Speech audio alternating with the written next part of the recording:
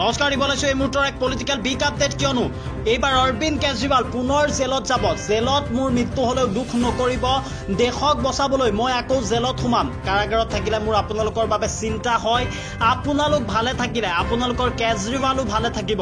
देश को तानाशाही से बचाने के लिए जेल जा रहा हूँ आप अपना ख्याल रखना मुझे जेल में आपकी बहुत चिंता रहती है आप खुश रहेंगे तो आपका केजरीवाल भी खुश रहेगा মই জেলত থাকিলেও দিল্লীৰ সকলো কাম চলি থাকিব জেলৰ পৰা আহিয়েই দিল্লীৰ মাতৃভগ্নীক মাহে 1000 কৈ টকা দিম এইবাৰ মই কিমান দিন জেলত থাকিম নাজানো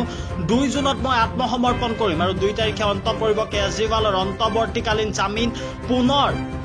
তিহাৰ জেল যোৱাৰ পূৰ্বে আবেগিক হল অৰবিন্দ কেজৰিৱাল কিয়নো যেনেকৈ হাৱালা কেলেংকাৰী তথা সুৰা কেলেংকাৰীৰ ভিত্তিত অৰবিন্দ কেজৰিৱালক গ্ৰেপ্তাৰ কৰা হৈছিল আৰু অৰবিন্দ কেজৰিৱালক অন্তৱৰ্তীকালীন জামিন দিয়া হৈছিল নিৰ্বাচনী প্ৰচাৰ চলাবলৈ আৰু শেহতীয়াকৈ 2 জুনত অন্তৱৰ্তীকালীন জামিনৰ দিন সমাপ্ত হ'ব আৰু 2 জুনত অন্তৱৰ্তীকালীন জামিনৰ দিন শেষ হোৱাৰ পিছতেই আত্মসমৰ্পণ কৰিব অৰবিন্দ কেজৰিৱালে কিন্তু অৰবিন্দ কেজৰিৱালে আত্মসমৰ্পণৰ প্ৰাক মুহূৰ্তত এনেদৰে এতিয়া তেখেত আবেগিক হৈ পৰা পৰিলক্ষিত হৈছে তেখেতে উল্লেখ কৰিছে জেলত মোৰ মৃত্যু হলেও দুখ নকৰিব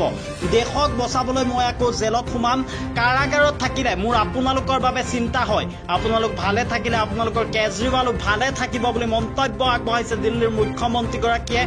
মই জেলত থাকিলেও দিল্লীৰ সকলো কাম চলি থাকিব জেলৰ পৰা আহি দিল্লীৰ মাতৃভগ্নীক 1000 টকাকৈ দিম এইবাৰ মই কিমান দিন জেলত থাকিম নাজানো আৰু পুনৰ তিহাৰ জেল যোৱাৰ পূৰ্বে আবেগিক হল অৰবিন্দ কেজৰিৱাল